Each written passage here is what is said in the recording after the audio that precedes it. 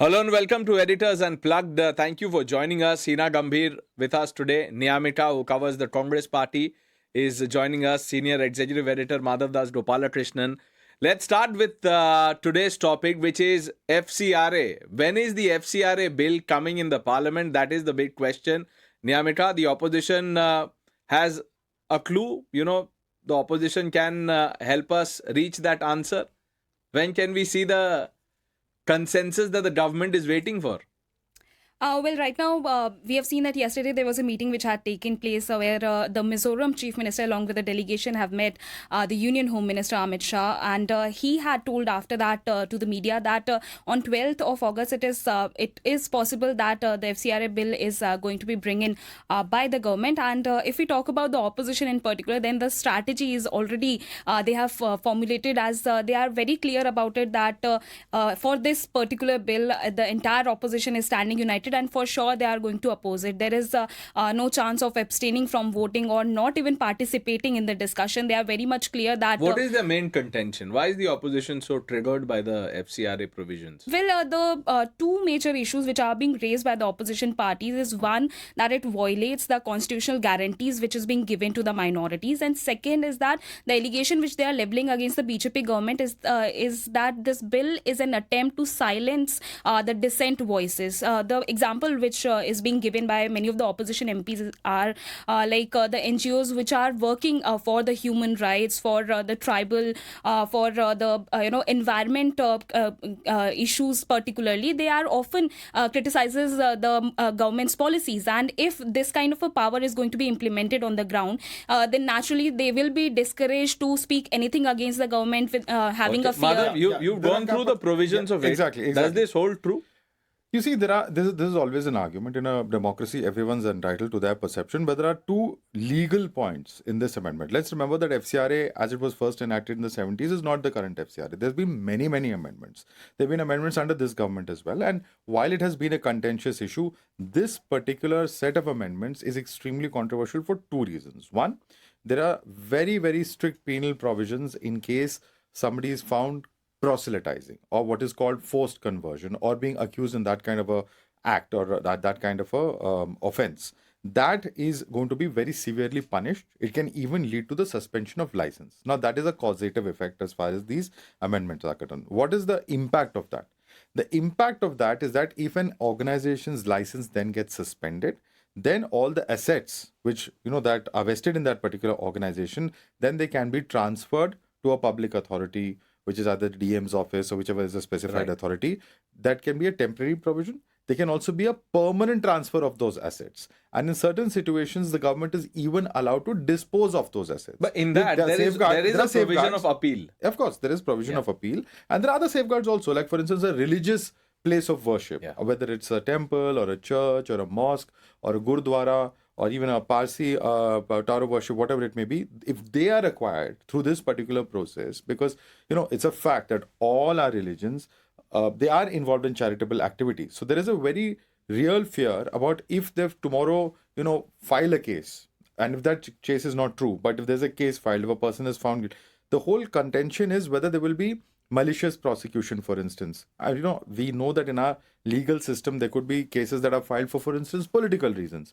So the fear as far as political parties is that suppose there is such a case filed, then what happens to the assets of that organization, which may not be directly linked to the individual, but what happens to, for instance, there are a large number of hospitals, there are a large number of educational institutions, schools, colleges, which are linked to various faith-related organizations. So does all of that come at risk of being lost is a concern. Now, whether that concern is valid or not, we can debate. The concern is also a little lopsided. And the reason I'm calling it lopsided is because now that Chanda Chori has happened in Ayodhya, the Mandir should also be complaining that this government can steal or, facilitate stealing of money, etc. Every time there is a reform, we heard this argument in the CEA, Muslims are under attack, minorities are under attack. This is a tried and tested trope by all political parties over the years.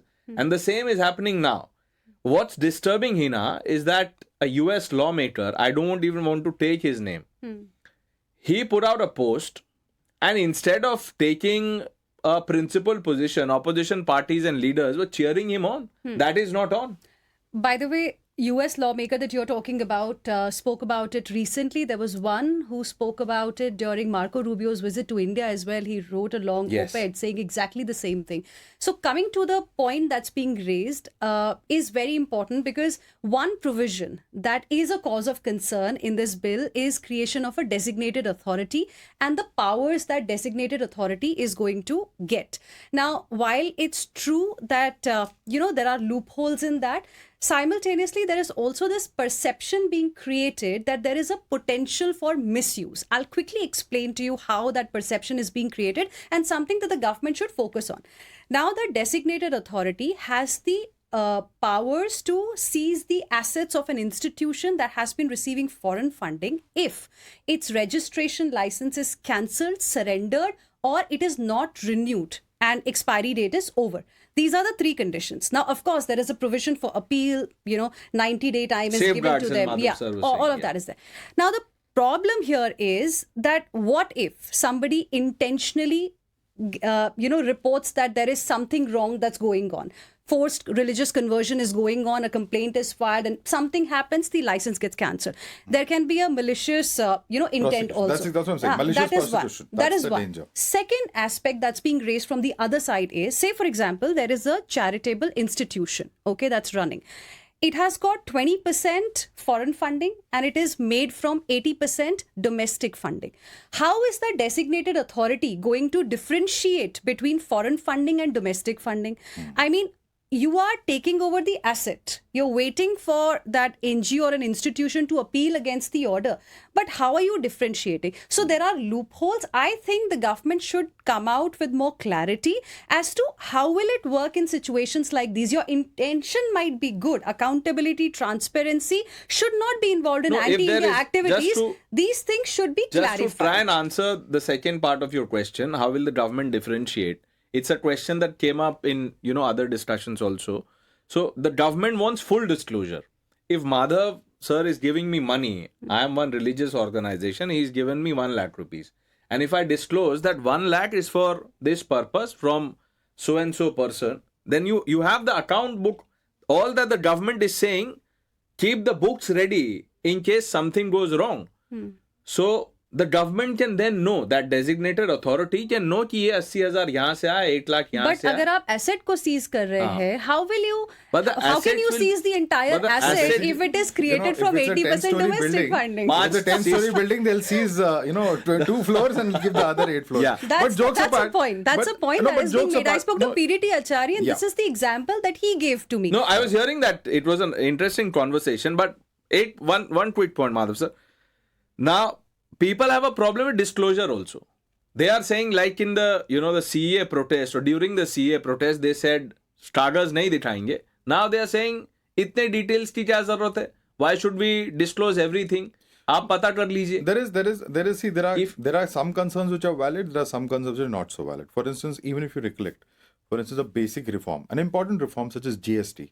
What was the GST compliance required? There were so many forms that were required. It was the government which after a year or two realized that there's such negative blowback and feedback from this that it is, there's also something called over compliance. Because what happens in our typical government system is that the babus, etc., end up using that as an excuse to also harassing people. So there are some genuine fears. One should not throw the baby out with the I am with bathwater. you Well, on transparency. genuine concerns. No, I'm saying transparency is very important. Nobody can deny that. Transparency is important, especially in our country where there's so much of concern about black money coming in, whether there's misuse of foreign funds for purposes beyond the originally stated reason. So if it's coming in for education, it should be used for education and not for other purposes, right? That is the basic funding. I think to that extent, the government is definitely going to be justified. But in our country, sometimes the compliance process, the process itself becomes a punishment. Because, if you, as she's saying, not just malicious prosecution, if you're required to give, say, 0.1 to 0.5, instead of 5, if you're supposed to give 15 documents, then you and me will also get frustrated with that process. I'm not saying that's I'm all for this. But the point over is, compliance, the phrase that you use, I'm all for it. And Niyamika, Madhav sir is giving an example of GST. There are other things also. So many papers one is asked to produce. It's a problem. But say that then. Don't make this about an attack on religion. Because as the before she government comes has in, said, I'll answer that question also. The problem is this.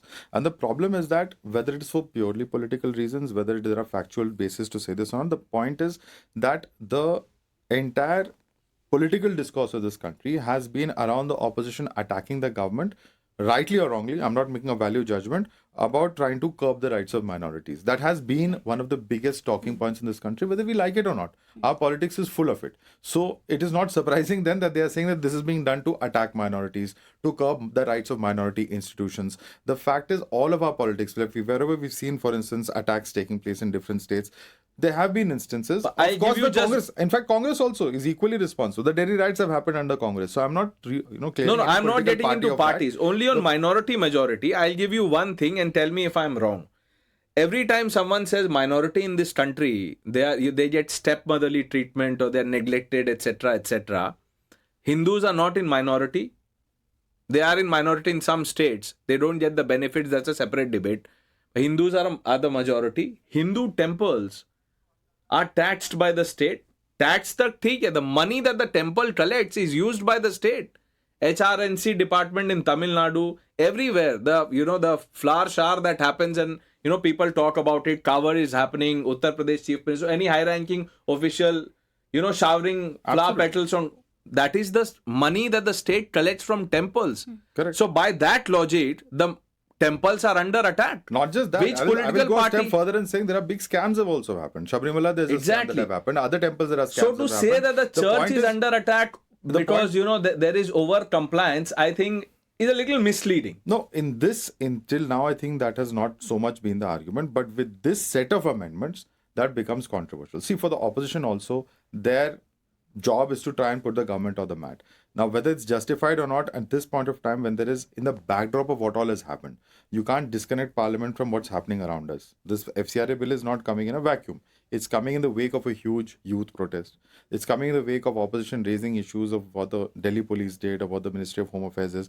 And they are seeking that there be a reply from the Home Minister on this issue. And obviously, it is the Home Ministry, which is the custodian of FCRA, which has to implement FCRA and they time to time review and even cancel licenses of NGOs. It's not happened for the first time in this government. It's happened in previous Congress governments as well. So what will become very important to see is what happens if at all the bill is tabled and there's a discussion that happens if the Home Minister comes to the House, whether the opposition will actually allow the Home Minister to Let's speak. ask Niyamika. That's going to be very important. So what is the strategy as far as opposition is concerned? Are they going to completely shout out the treasury benches? Are they going to allow the Home Minister to make a comment or a statement either on the Delhi incidents that have happened? Will they allow him to speak on FCRA, for instance? What are you learning?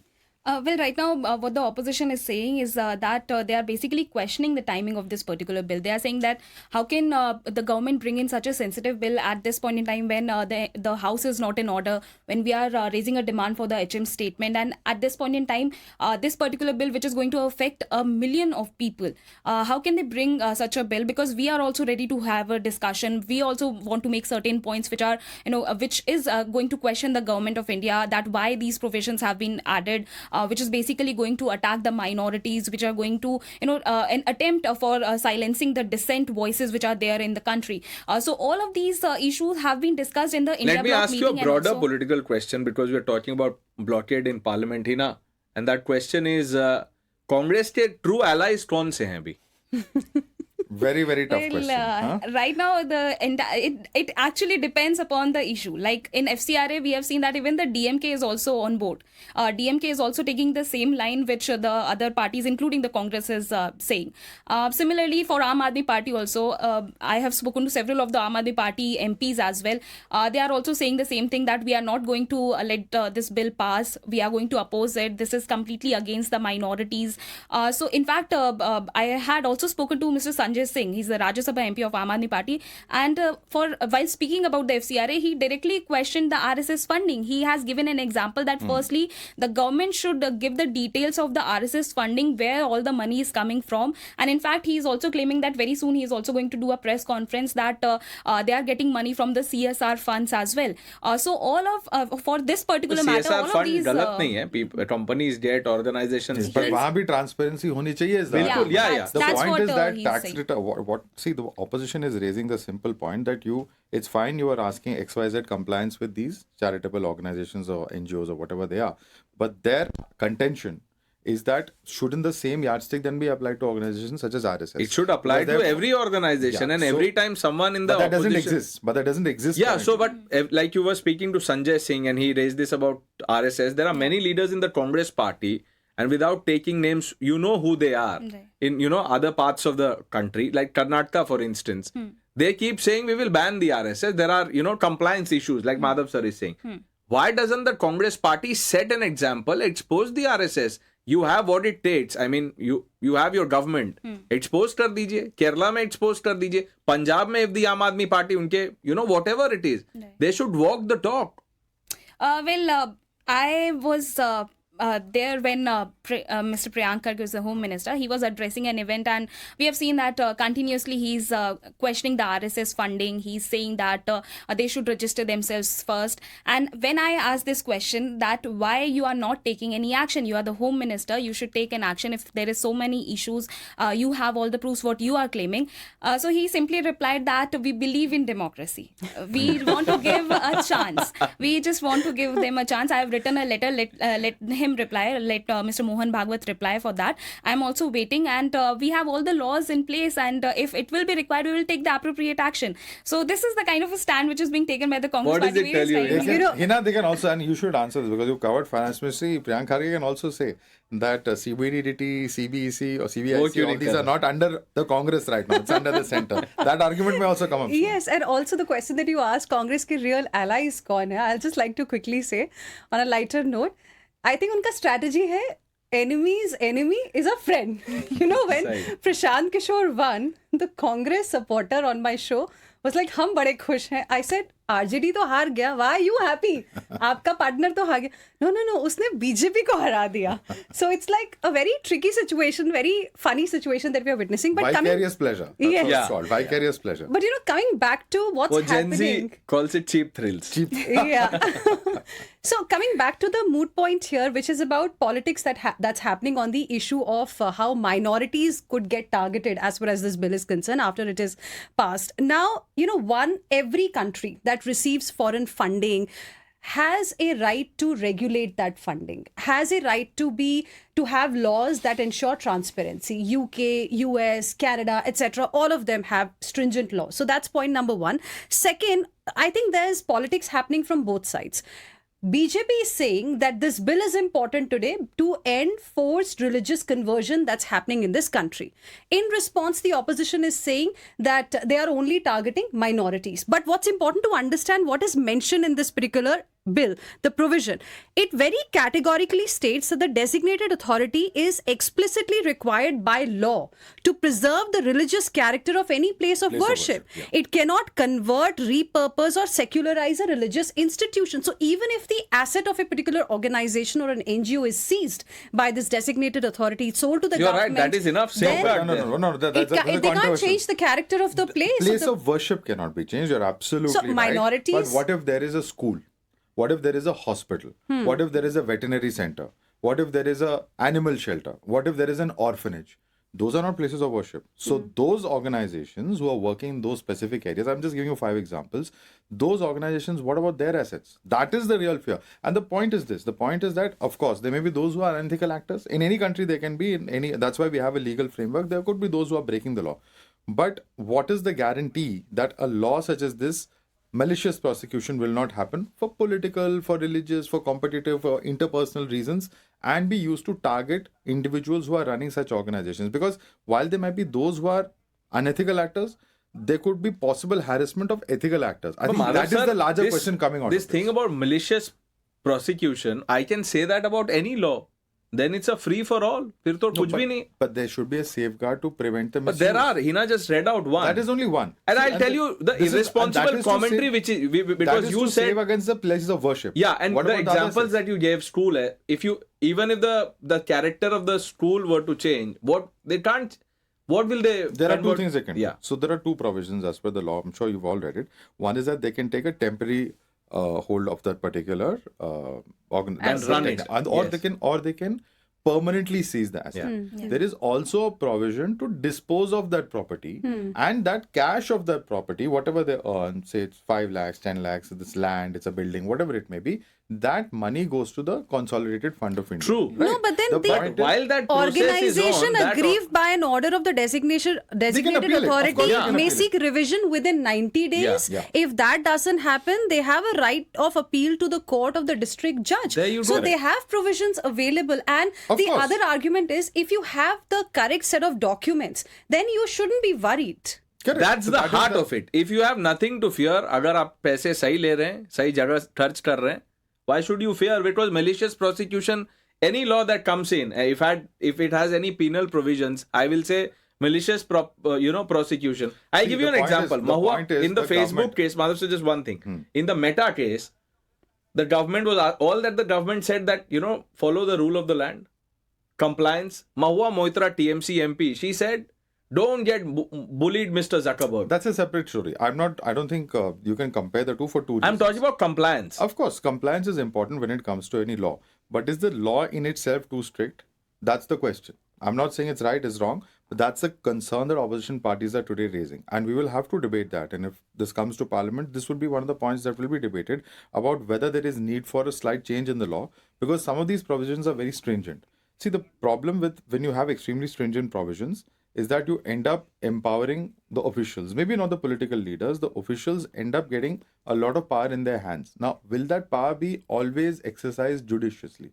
Will it always be exercised in the manner in which the law is meant to be implemented? That is always the Madhav risk. sir, that goes for CBI, Of ED, for the courts, for the media, Which is why- anyone, which is any why- position of which is why- power. Which is why CBI cases become controversial. Which Yeah. is why IT cases become controversial.